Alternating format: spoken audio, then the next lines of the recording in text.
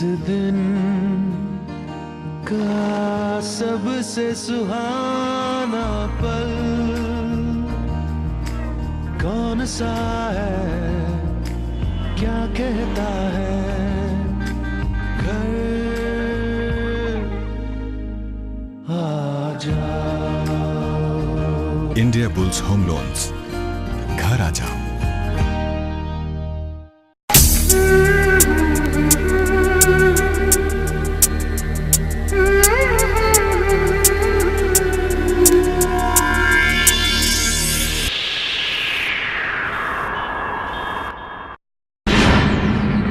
भातकुली के जिला परिषद कन्या स्कूल के पुरानी इमारत में 1 टन से भी ज़्यादा चावल खराब हो रहे हैं ऐसे अवस्था में पाया गया। ये बात उजागर होते ही ये भी उजागर हुआ कि शालेय पोषण आहार के नाम पर स्कूलों को दिए जाने वाले राशन की कालाबाजारी बड़े पैमाने पर हो रही है। स्कूल व्यवस्थापन समिति भी इस कालाबाजारी में लिप्त रहने का अनुमान लगाया जा रहा है। भातकुली के जिला परिषद कन्या स्कूल के पुरानी इमारत में 1 टन से भी ज्यादा चावल सड़ रहा है। चूहे और कीड़ों ने इस टन भर से ज्यादा चावल पर हमला बोल रखा है। ऐसी जानकारी पाकर गट शिक्षणाधिकारी जयश्री राउत ने अपने मातहत अधिकारियों के साथ भातकुली के कन्या स्कूल में दस्तक दी और घटनास्थल का मुआयना करने के बाद उनकी जो प्रतिक्रिया थी वह संदेहास्पद थी। काही तांदूळ जो आहे तो चांगल्या अवस्थेमध्ये आहे आणि त्याची आम्ही सूचना दिलेल्या आहेत की आता तो तांदूळ बाहेर काढून त्याला स्वच्छ करण्यात यावा आणि जर वापरण्यायोग्य जर असेल तो तर त्या विद्यार्थ्यांसाठी वापर करण्यात यावा। आणि मात्र शाळेच्या पिरियड मध्ये मॅडम हा तांदूळ देण्यात येत नाही का विद्यार्थ्यांना? नाही, तांदूळ नाही देत नाही आपण। शालेय पोषण आहारामध्ये खिचडी शिजवून देतो, रोजचा मेनू ठरलेला असतो आणि तो तांदूळ शिजवण्यात येतो आणि तो त्या स्वरूपामध्येच विद्यार्थ्यांना देण्यात येतो। तर आता त्या स्वरूपामध्ये जर आपल्याला देता येण्याजोग्य जर असेल तर तो देता येईल आपल्याला, पण त्याची जबाबदारी निश्चित होईल की तो कोणी आणि कसा तो हे केला आणि त्याच्यावर कारवाई कार्यालयातर्फे निश्चितच केली जाईल। क्योंकि गट शिक्षणाधिकारी मैडम ने ये टन भर से भी ज्यादा चावल का घटनास्थल पंचनामा भी करने से रोके रखा था। शालेय पोषण आहार के तहत स्कूलों को मिलने वाले अनाज की बड़े पैमाने पर कालाबाजारी हो रही है और इन कालाबाजारी में स्कूल व्यवस्थापन भी बराबर का जिम्मेदार है, ये भी खुलकर सामने आ रहा है। जब इस स्कूल की मुख्याध्यापिका वर्षा पनस्कर से इस सड़ रहे राशन के बारे में पूछा गया तो उनका कहना था कि ये राशन दुकानदारों से उधार लिया गया है और उन्हें लौटाना है। आणि का बरं एवढा तांदूळ उरला, काय कारण आहे? 150 मुली आहेत या शाळेमध्ये। तर याच्या आधी उच्च श्रेणी मुख्याध्यापक होते श्री गोपाल जोशी, त्यांनी मला कोणत्याच प्रकारचा चार्ज दिला नाही या तांदूळाचा आणि हे तांदूळ स्टॉकवर सुद्धा नव्हते आणि जो तांदूळ स्टॉकवर दिलेला आहे त्याचा हिशोब माझ्याकडे आहे, पूर्ण रेकॉर्ड आहे माझ्याकडे। पण ह्या तांदूळाचा मी विचारणा केली असता ते म्हणाले की कंट्रोल धारकाचे ते उसने घेतलेले आहे तर ते वापस करायचे, त्याला तुम्ही हात लावू नका, म्हणून ते तांदूळ तसाच शिल्लक राहिला। आणि मी याची माहिती इतकं शिल्लक आहे अशी माहिती पंचायत समितीला दिली। पोषण आहार दररोज शाळेत देण्यात येतो? हो, याची माहिती वरिष्ठ अधिकारी पण समितीला सुद्धा ही माहिती होती। ही शालेय व्यवस्थापन समिती तेव्हा होती, गोपाल जोशी होते तेव्हा, त्यांना सुद्धा ही कल्पना आहे की तो तांदूळ शिल्लक आहे आणि तसा आम्ही ठराव घेतला होता की चांगला तांदूळ जो असेल तो समायोजन करायचं आणि खराब झालेला तांदूळ जो आहे त्याची विल्हेवाट लावायची। इसी बीच में ये भी जानकारी हाथ लगी कि स्कूल व्यवस्थापन समिति भी इस कालाबाजारी में लिप्त है और वह भी कमीशन लेकर इस कालाबाजारी को अंजाम देने में लगे रहते हैं। तुम निकल जा रहे, तुमको एक एक बार बोलना है कि हगना मुती नहीं फिर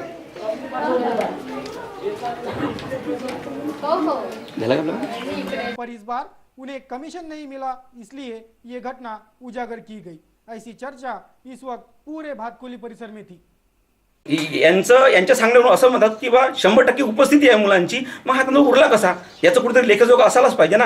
मग त्याच्याशिवाय आम्ही याचं कसं समजावं? आणि आता सदर म्हणजे आम्ही शासनासंदर्भात या संदर्भात सर्व म्हणजे पत्रव्यवहार करून आलोय आणि हे या तांदूळाची विल्हेवाट करून राहिले। इच्छे पोते घेऊन जा, तिचे पोते घेऊन जा, समितीला सांगायला पाहिजे ना, विश्वासात घ्यायला पाहिजे ना, ह्या सर्व गोष्टी एकमेव व्हायला पाहिजे। यासाठी या तांदूळाची कुठेतरी विल्हेवाट लागाव हीच आमची अपेक्षा आहे। श्री खोबरगडे येऊन त्यांनी 20 तारखेला सदर शाळेमध्ये ज्यादा तांदूळ असल्याचे सांगितले। त्यानुसार मी दिनांक 26 रोजी व्हिजिट दिली व सदर रूममध्ये किती तांदूळ आहेत तो तपासून पाहिला। त्यामध्ये जो तांदूळ 7.5 क्विंटलच्या अंदाजे होता त्यापैकी काही चांगला तांदूळ होता, तो वापरावा व जो वापरण्याजोगा नाही त्याची म्हणजे कारवाई करावी, म्हणजे खारीज वगैरे करून व त्याची विल्हेवाट लावे या प्रकारचे आदेश दिले. परंतु त्यानंतर अद्यापर्यंत काही कारवाई झालेली नाही. तांदूळ जसा तसा शिल्लक पडून आहे. गट शिक्षणाधिकारी घटनास्थल पहुंचने से पूर्व ही ये राशन पुराने स्कूल इमारत से हटाकर नए स्कूल में शिफ्ट करने की कवायद भी शुरू हो गई थी, पर मीडिया धमक जाने से ये मामला उजागर हो गया.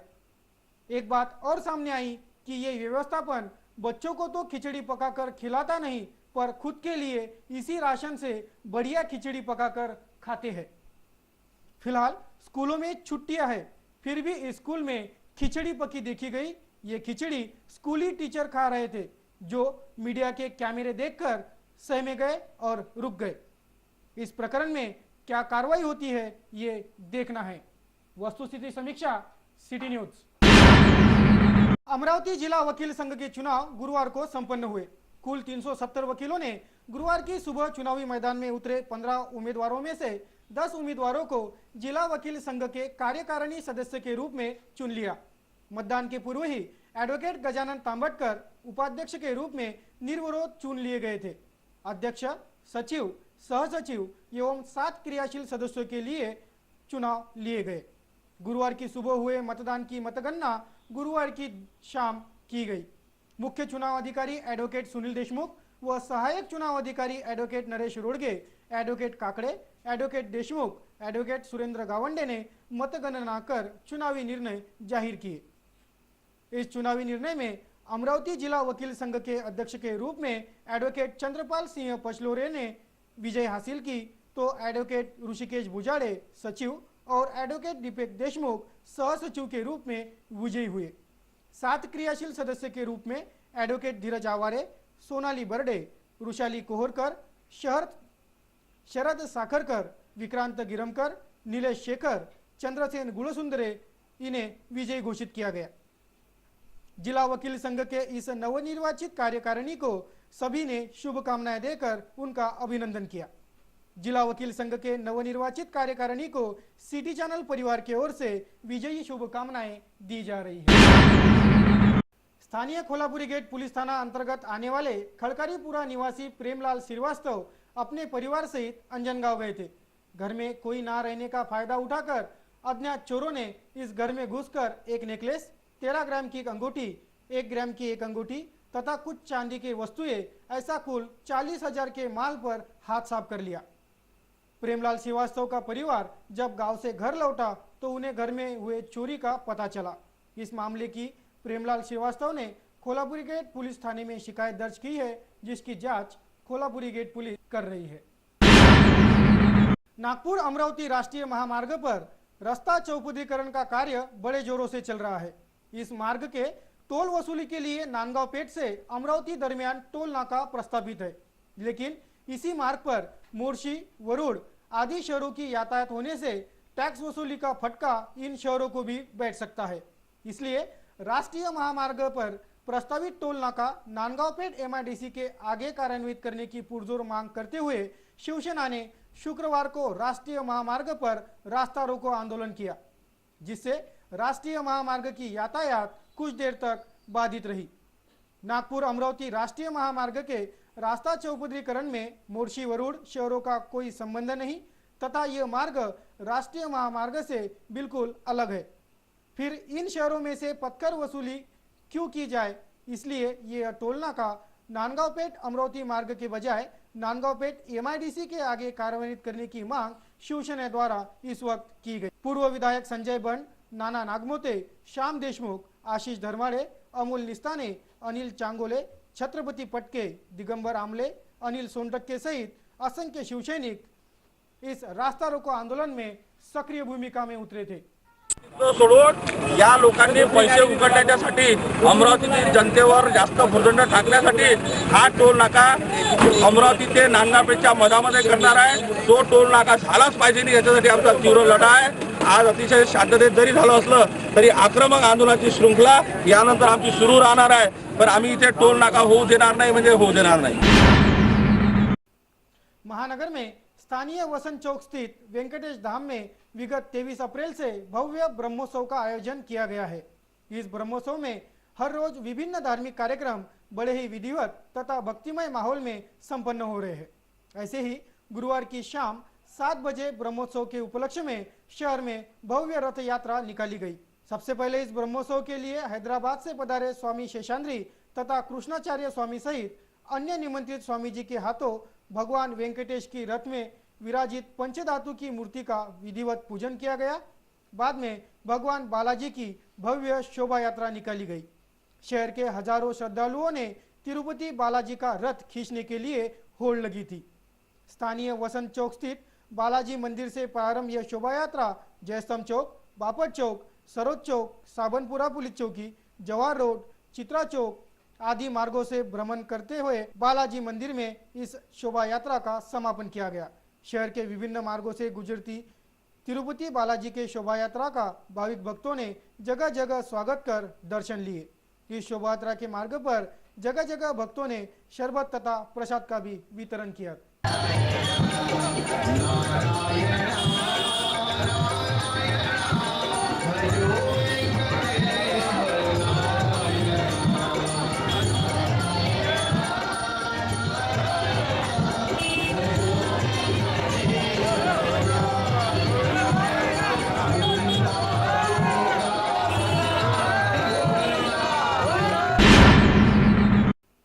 महानगर में स्थानीय वसंत चौक स्थित वेंकटेश धाम में विगत 23 अप्रैल से भव्य ब्रह्मोत्सव का आयोजन किया गया है।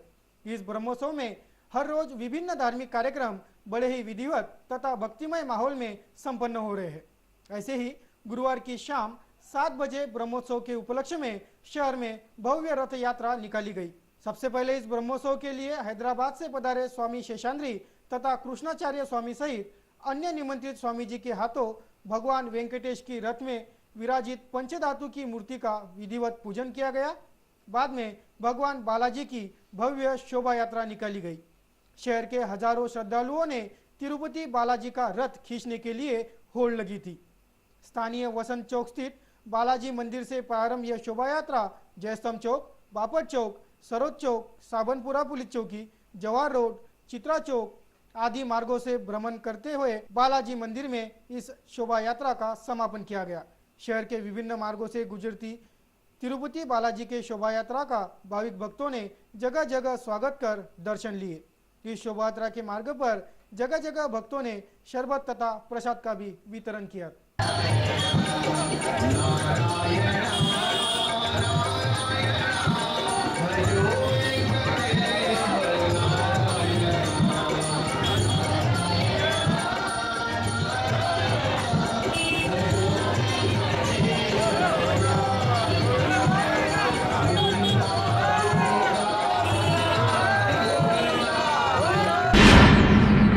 महानगर में गोलीकांड एवं खूनी रंजिश की घटना को अंजाम देने वाले आरोपियों की पुलिस को कस्टडी दी जाए, ऐसी मांग महानगर पुलिस ने जिला सत्र न्यायालय में की।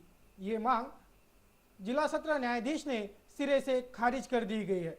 अब इन आरोपियों को महानगर पुलिस को पीसीआर में नहीं सौंपा जाएगा। शुक्रवार को इस प्रकरण में हुए सुनवाई दौरान जिला सत्र न्यायाधीश ने ये निर्णय दिया। अब ये सारे आरोपी यवतमाल के जेल में न्यायिक हिरासत में रहेंगे, ये साफ हो गया है।